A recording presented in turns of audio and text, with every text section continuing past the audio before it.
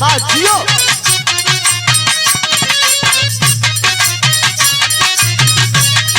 क्या खूब, क्या खूब।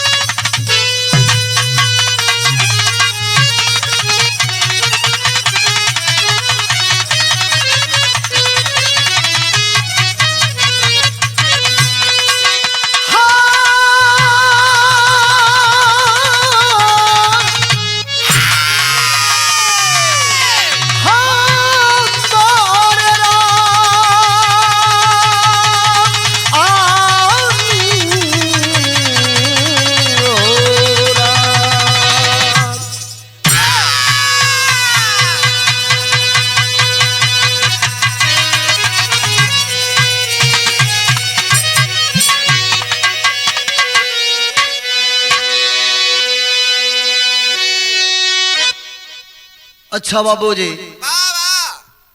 हम भोजपुरी लोकगीत बिरहा गायक नर्मदेश्वर यादव आप सभी श्रोता को एक ही स्वर में नमन प्रणाम करते हुए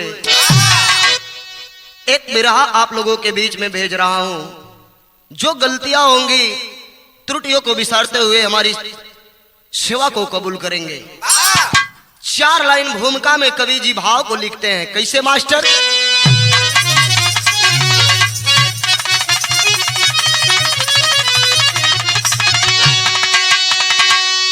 पाप की ताप से आप डरते नहीं,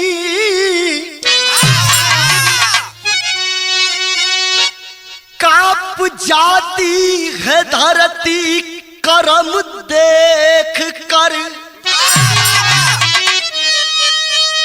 लोग बाबा कहे पर वो बाबा नहीं। शर्म सरिता डूबी बेधर्म देख कर।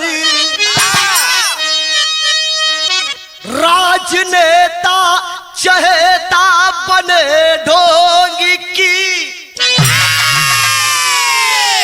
ये हवस का पुजारी बड़ा क्रूर है। ये भी कैसे कहानी कहूं नीच की। बीच धारा में कश्ती अब मजबूर की।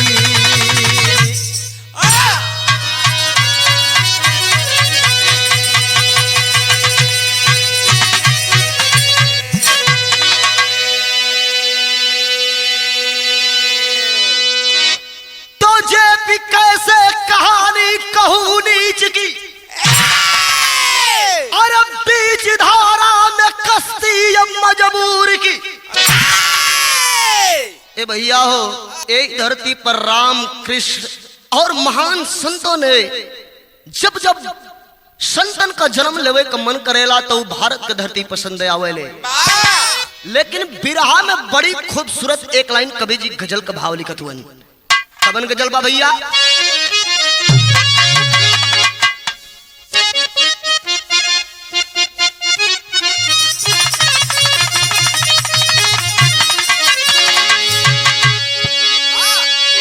हमारे मास्टर साहब गजल का भाव बजावत हुए।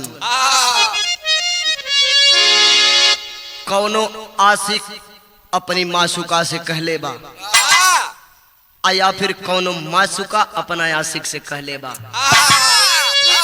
का कहले बा मनोज भैया?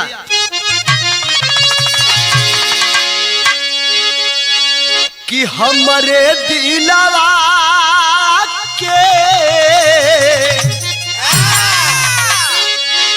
हमरे दिलवा के धड़कन परान तू पिया।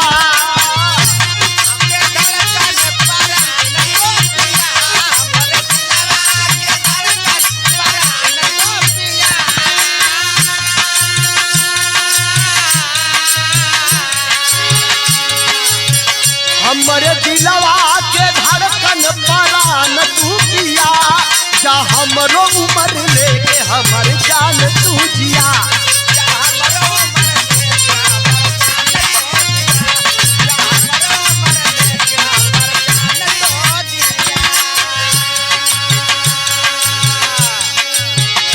लेकिन कवि जी बिरहवा में बड़ी खूबसूरत भाव लिखत हुवन। का लिखत हुवन?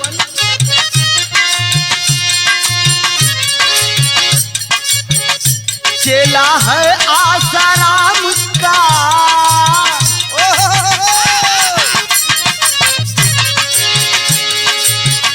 चेला है आसाराम का हराम कर दिया।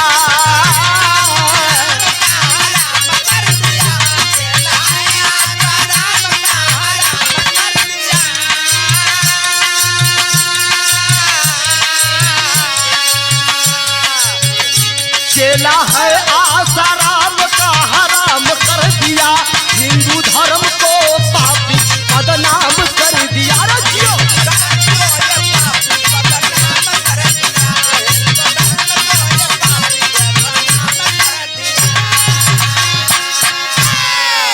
बिरहा का स्टोरी हमारे एजे से शुरुआत हो गई। कबीर जी नजम से भाव देते हुए कैसे?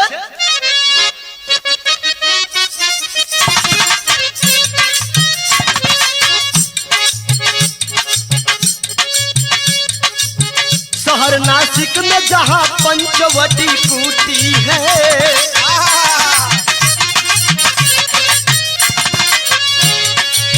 वहीं पे नारियों की कश्ती आज डूबी है।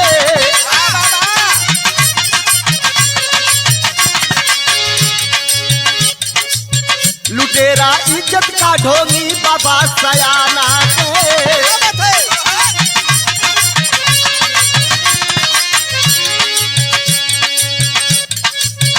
पाप करना ही केवल धर्म अपमाना है।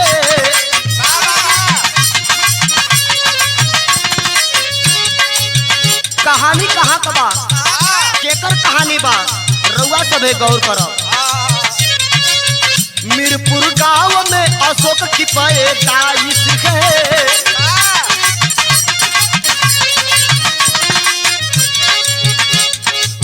पढ़ाई करके नेवी में गया वो 24 है।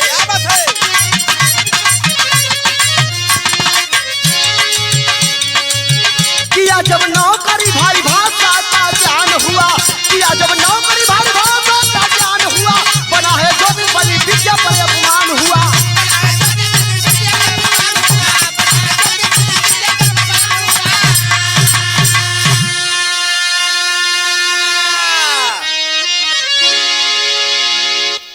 रउआ सबे बतिया को समझ रहे। जिला नासिक के अंतर्गत एगो गांव पड़ेला जौना गांव का नाम मीरपुर बतावल जाला। वही मीरपुर में अशोक का पैदाइश भइल। ए घड़ी जेकर बड़ा चर्चा बा।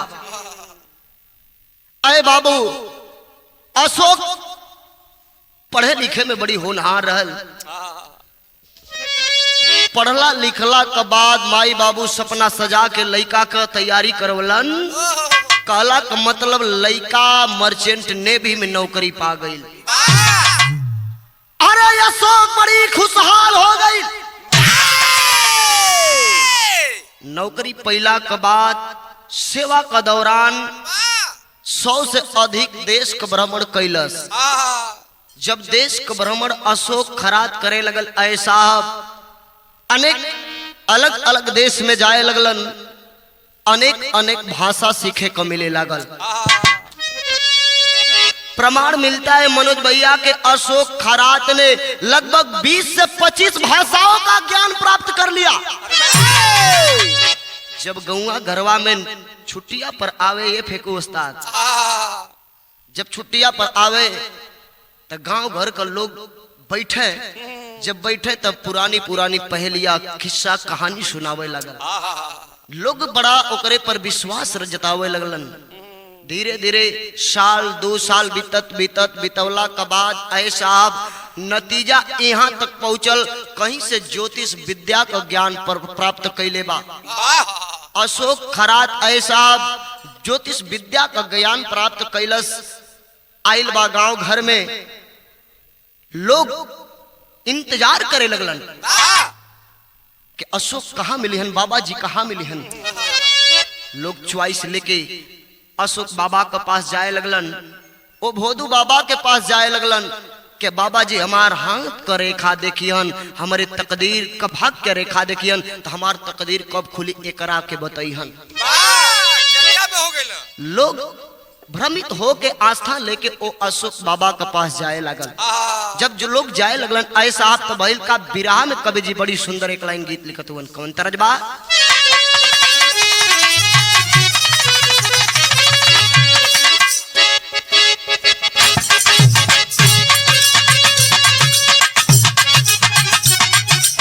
ओहो ओहो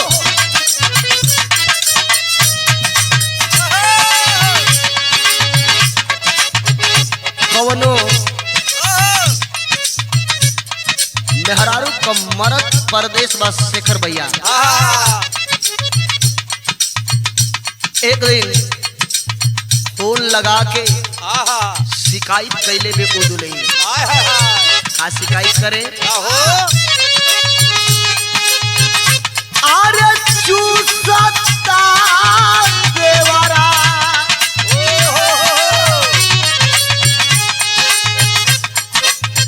चूसता देवरा चूसता देवरा चूसता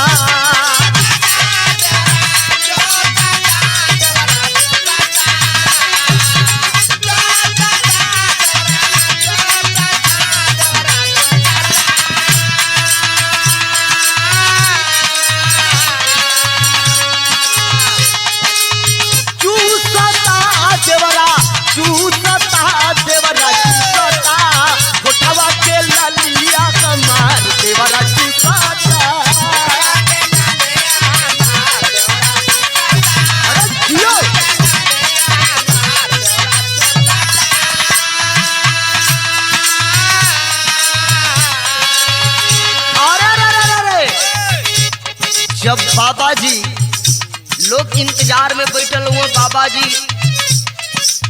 ड्यूटी पर जा, ड्यूटी से रिटर्न आवे, तब तक भीड़ का मजमा बढ़े लगल साहब। जब भीड़ का मजमा बढ़े लागल मनोज भैया तो बाबा अशोक खरात का करत हुवन, खोले ला बाबा खोले ला बाबा खोले ला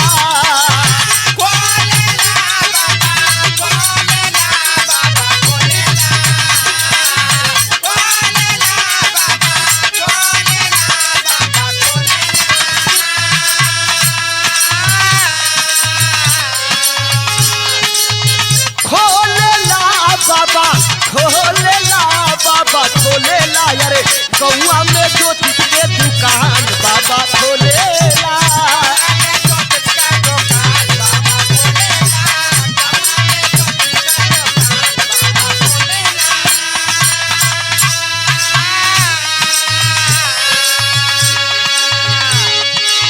जब बाबा जी अइलन घरवा लोगन का भीड़ पड़े लागल मनोज भैया तो सोचलन कि एकरा से निमन हो कि हम काहे न एगो दुकान खोल दे।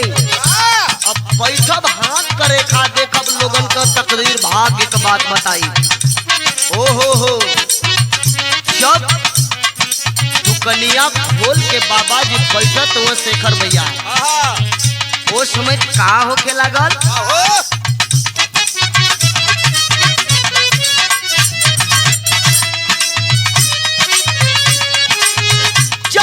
भयल बा कैप्टन बाबा के नागरिया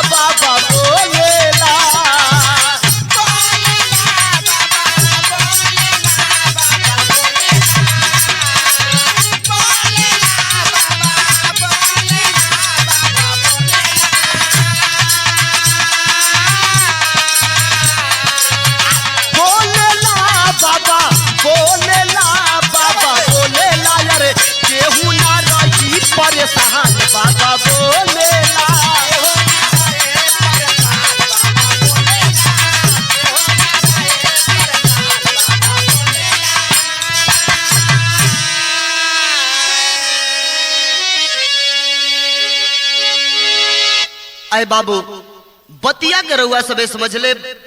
अलन जब अशोक खरात बाबा ऐ साहब अपने घरवा दुकान खोलन, इतना भीड़ बढ़े लागल आपन तकदीर भाग्य का लकीर दिखावे खातिर। इतना भीड़ बढ़ गई ए साहब की घरवा पैर रखे के जगह नहीं मिले। बाबा जी सोच गईलन कि अब हमार नौकरी छोड़ला में ही भलाई बा, अब तो हम विद्या से हाथ का रेखा देखब और मैं रुपया कमाई। ऐ साहब इतनी भीड़ बढ़ आई, इतनी चर्चा हो गई। अशोक खरात बाबा का मास्टर साहब सोच गईलन कि अब इस गांव में हमार दुकानदारी नहीं चली।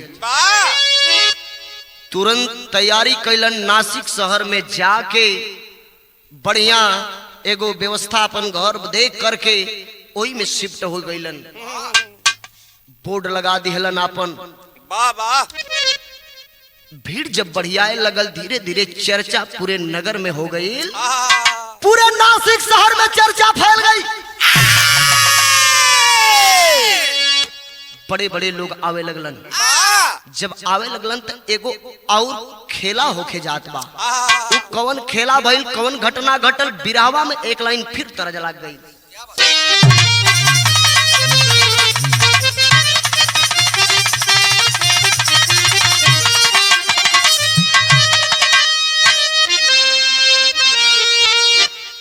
बड़ी पुरान तरज बा है।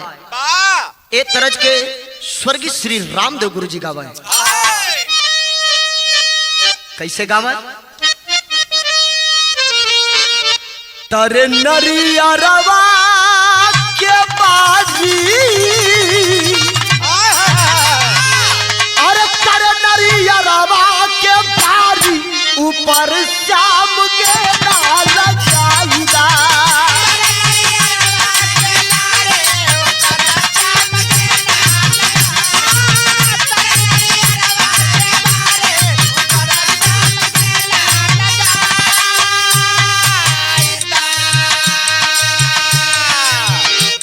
बाबा को चर्चा सुन के पहुंचता। मुख्यमंत्री आइले जब नासी,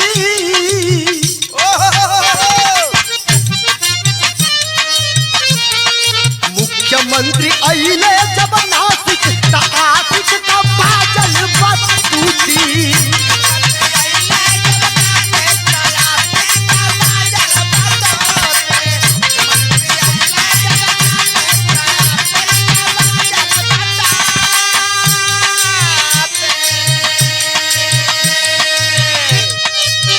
चर्चा सुनला के बाद महाराष्ट्र के भूतपूर्व मुख्यमंत्री श्रीमान एकनाथ शिंदे साहब का आगमन बाबा अशोक खरात के दरबार में हो गई। जब मुख्यमंत्री साहब अइलन, अब बाबा अशोक खरात के सामने लकीर देख के उनका भी बतौलो। गौर करेंगे पढ़े लिखे आज के समाज में लोग जो हमारे विरह को सुन रहे होंगे, आज मेरा देश धूर्तबाज के चक्कर में कहां जा रहा है। लेकिन जब नासिक शहरिया में मुख्यमंत्री साहब बाबा अशोक खरात से अपन भात का रेखा दिखावत हुआ, देखवला के बाद मुख्यमंत्री साहब तो चल गईलन। लेकिन देखा कैला के बाद एगो और होड़ मच गई। का होड़ मचल बा?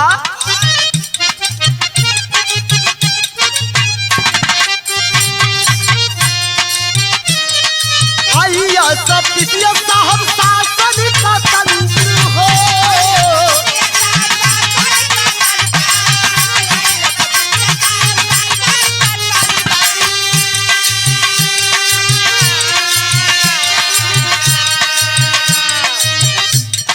ढोली बाबा से संभले लगले मंत्र हो।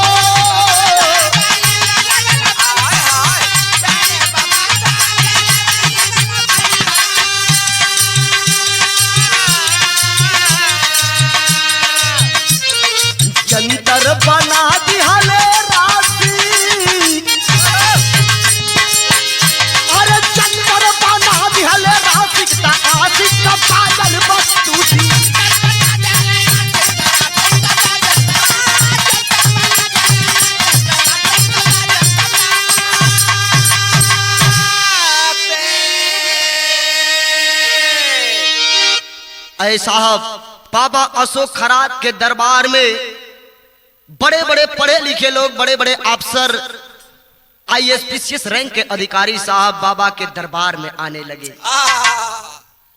खाली भाग का रेखा का चक्कर में कि हमार परिवार कैसे चली, आगे हमार प्रमोशन होई कि नहीं होई।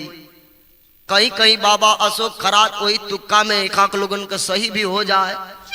100 का मजमा लागल हसे कर भैया 100 में 4 गो सत्य हो जाए। बाबा का मैं जज्बा जब गई, जब जबल तक कभी जी बिरहवा में टेरी से भाव लिखत हुआ। अरे तू कनिया कैप्टन बाबा के चलल हो मोर राम। अरे तू कनिया कैप्टन बाबा के चलल तो आवत बड़े बड़े का नई नई बहुरिया। तू कनिया कैप्टन बाबा के चलल।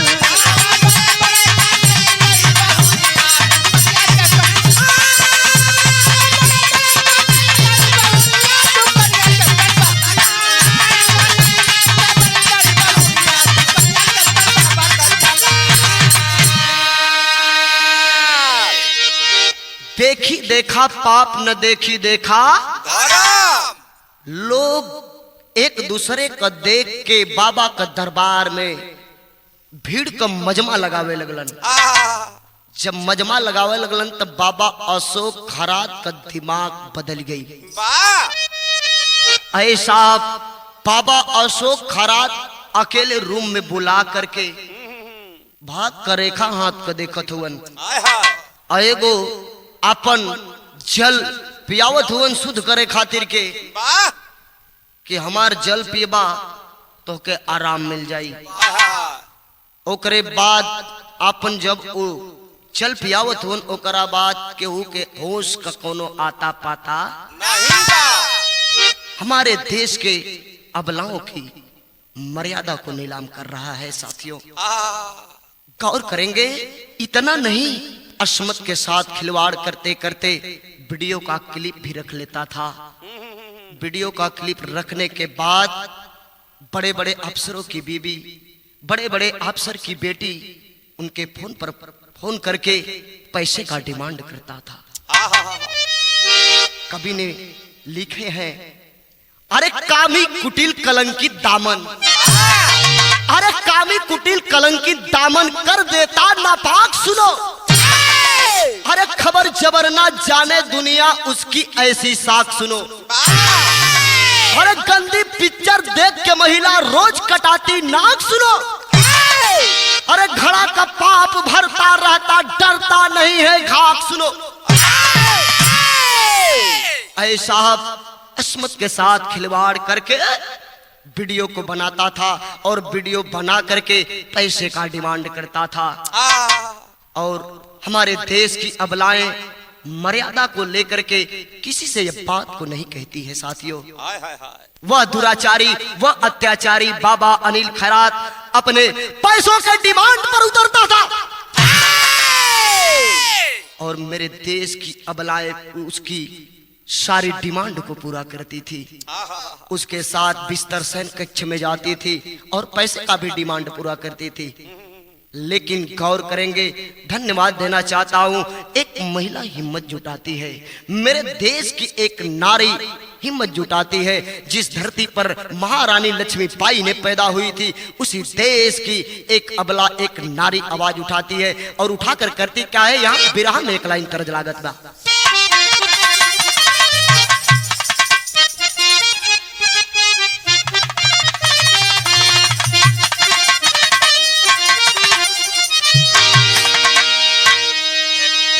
तरस तो बड़ी पुरान बा। एक के माई बहन लोग गावेले। कैसे गावेले? अरे माई कहेली बेटी, अरे नियरे बियाह बई हो। अरे माई कहेली बेटी नियरे बियाह बई हो। बाबू कहेलन बड़ी दूरा हो।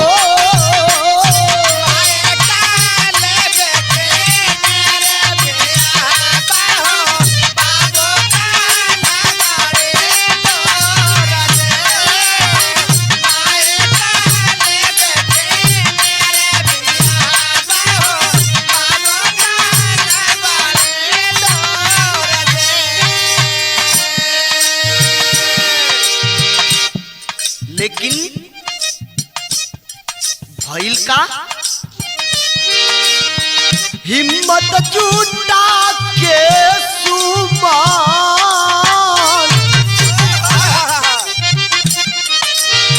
हिम्मत जुटा के सुमन चली गईली थानावा हो, हिम्मत जुटा के सुमन चली गईली थानावा। अरे साहब से कैली जा हार हो,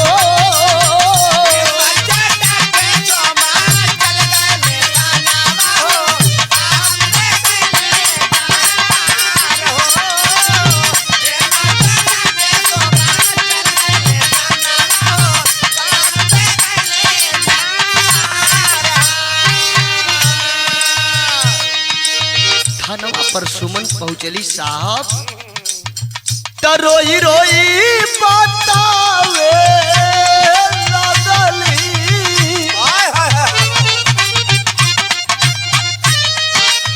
रोई रोई बतावे लगली सगरी बयानावा हो, रोई रोई बतावे लगली सगरी बयानावा। अरे लुटल गई मानावा मारो,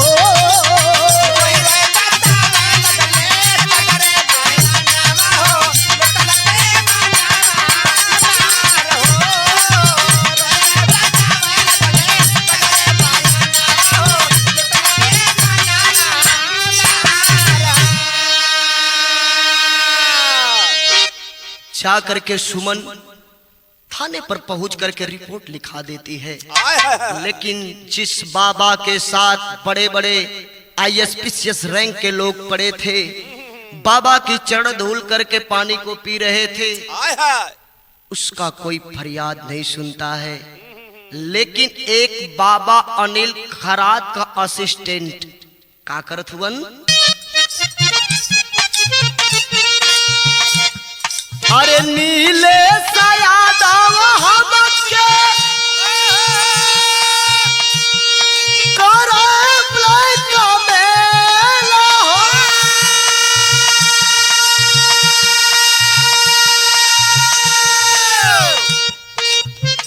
वीडियो देखा के हमसे करे गंदा खेल हो,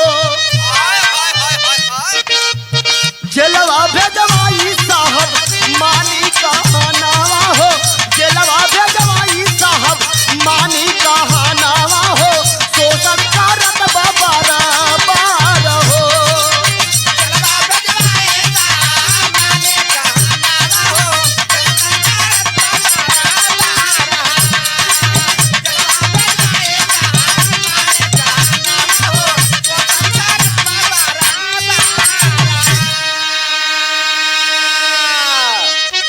रिपोर्ट यह लिखवेली वो बाबा अनिल खरात का असिस्टेंट नीलेश यादव बताया जाता है। बाबूजी बाबा के ऑफिस से वीडियो चुरा करके ब्लैकमेल करने लगता है। सुमन के मोबाइल पर फोन गईल बा, हेलो हाँ सुमन तेरा वीडियो मेरे पास है, 5 करोड़ रुपया मुझे दे दो, नहीं तुम्हारा वीडियो सोशल मीडिया पर वायरल करूंगा। उसके व्हाट्सएप पर वीडियो जाता है। आजकल का जनरेशन देख के सुमन सोच गई आजकल AI का जमाना बा, हो न हो सके लोग हमके ऐसे ही ब्लैकमेल करत हुयन। एक दिन मंदिर की सीढ़ियां चढ़कर पूजा करने के लिए जा रही थी वह नारी सुमन, एक आदमी जाता है और उसके सामने वही अश्लील वीडियो बाबा अनिल खरात के साथ का वीडियो उसके समक्ष करता है, सामने करके तुरंत रिटर्न चला जाता है। हाथ जोड़ करके रो रो करके यही बात कहती है, लेकिन उसका सुनने वाला कोई नहीं मिला। सारी बात जब रो रो के बतौलस थनवा पर ए साहब लोग मानत नहीं हुवन कि बाबा अनिल खरात जिसका नाम आज पूरी दुनिया में गुजरा है वो ऐसा नहीं कर सकते।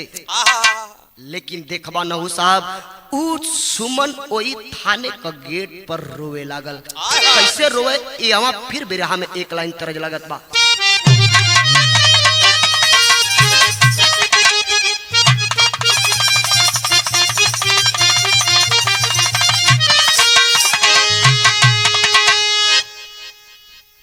लोग छठ माई पर ये गीत गावेलन। कैसे गावेलन? अरे गंगा माई के ऊंची बा आरारिया नु हो तापे बैठे भागवा।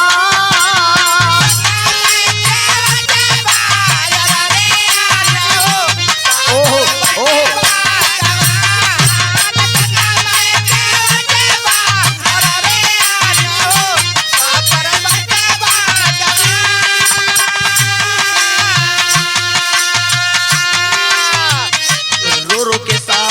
सुन नो साहब, नारियन कटे अमानत होले साथ सुन नो, हम झूठ नहीं की कह तारा से हमार बतिया सुना का हमारा अमानत बा। आदा बोल इज्जत का गठारिया नु हो, आदा बोल इज्जत का गठारिया नु हो, लूटे पापी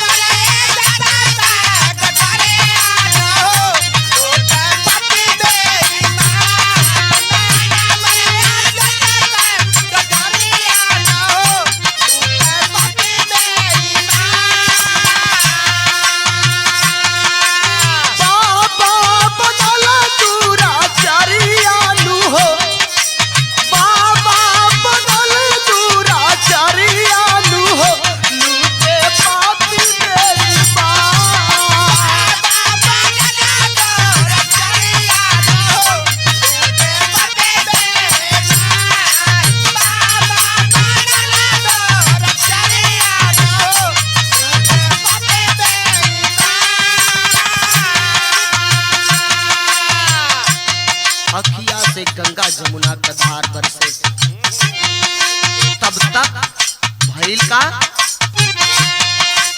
पारा पारी कई महिला आईली समादावा।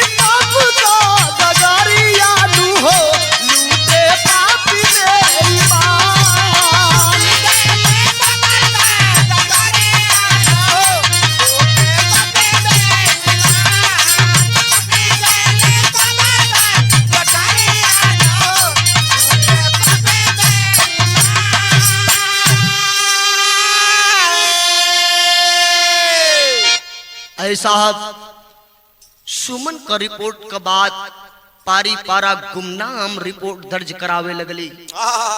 कम से कम प्रमाण मिलता है 100 से 200 महिलाओं ने जाकर के बाबा के खिलाफ ऑब्जेक्शन लगा दिया।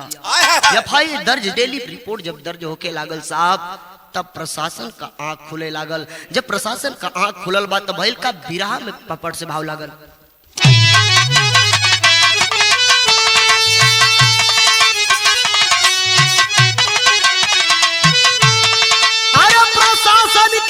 लागल जब की चाटा आटा गिल भाई,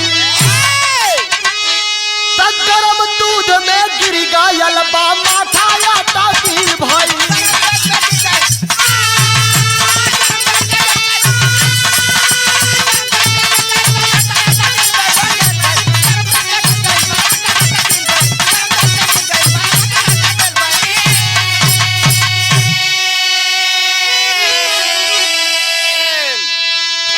जब ऊपर से आदेश आए कि बाबा अनिल खरात की जांच किया जाए, बाबा अनिल खरात को अरेस्ट किया जाए, ए साहब इतनी आदेश जब तक आए तो वही नजदीकी थाने का पुलिस भी बाबा का शिष्य रहलन। जाए से जिया घबरात बा, सोचो तो जौने बाबा के हम रोज पूजिला, सुबह शाम बाबा का आरती उतारीला, वो बाबा के गिरफ्तार कैसे करल जाई। लेकिन ऊपर से आदेश आयल बा। जब प्रशासन गई, बाबा अनिल खरात के दरवाजे पर पहुंचे लोग मजमा लगा के एगो चोर का नारा लगौलन। तब बाबा अनिल खरात का दरवाजा खुल गई। जब दरवाजा खुल गई साहब, जब प्रशासन घुसल बा अंदर, तब भइल का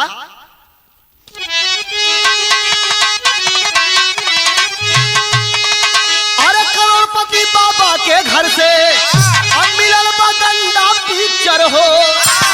सब में बाबा रहे अकेला, अब महिला रहल पिक्चर हो।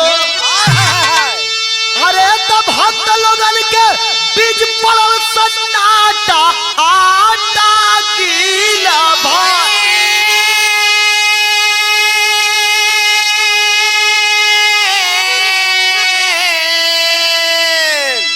कैप्टन बाबा जेल में दिनावा, अरे काटा आटा गीला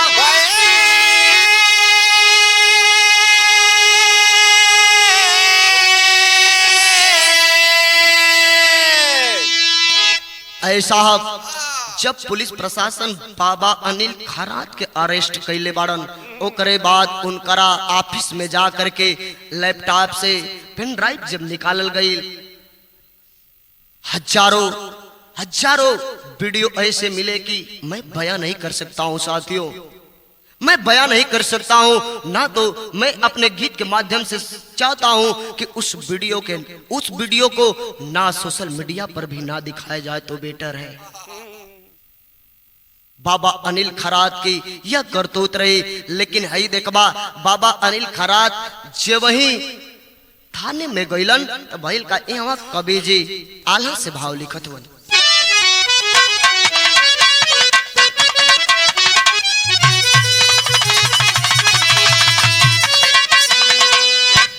यही धरती पर जोगी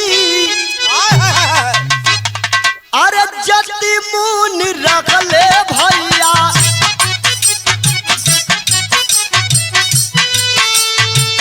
तब से हिलत रहल पूरा समाज।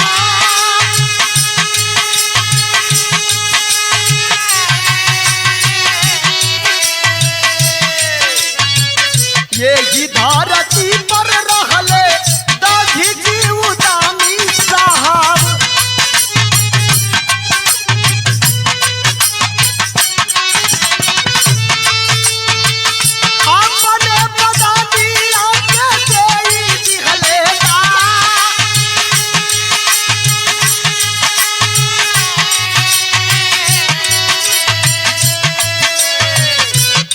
धरती पर भी सब कइले प्रतिज्ञा पंचो,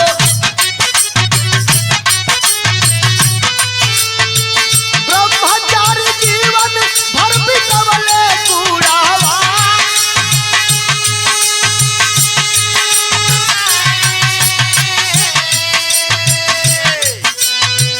जांच होए लागल खुलल धीरे धीरे भेदवा भैया,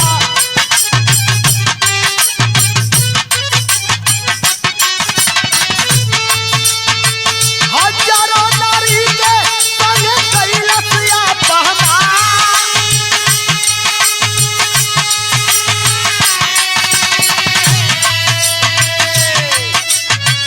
सदरिया कारिया पर लागी गई ताला साहेब, काला रहल धोबिया रे बाबा का हो जा।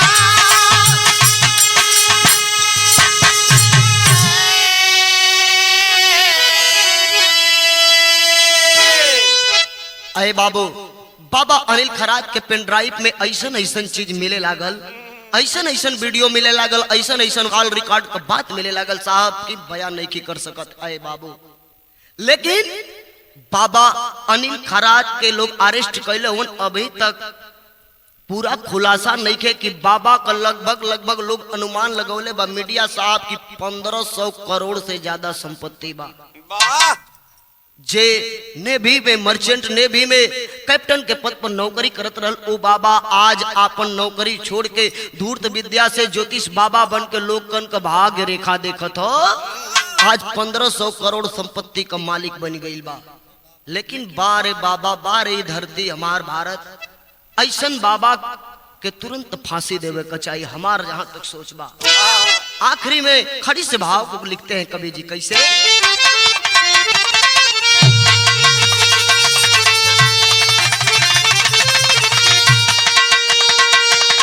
अरे केतना बेल पे बाबा जलसन छुट्टी के लुटी है लहरा,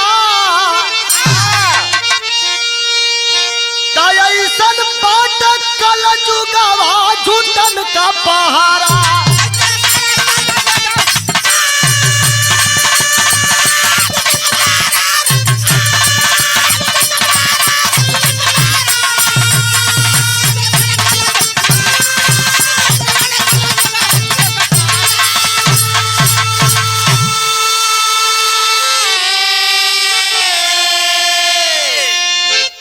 सनातन के आड़ में पापी करते रहे मनमानी, दाग लागल छूटी ना कबहू मैल चूनर धानी।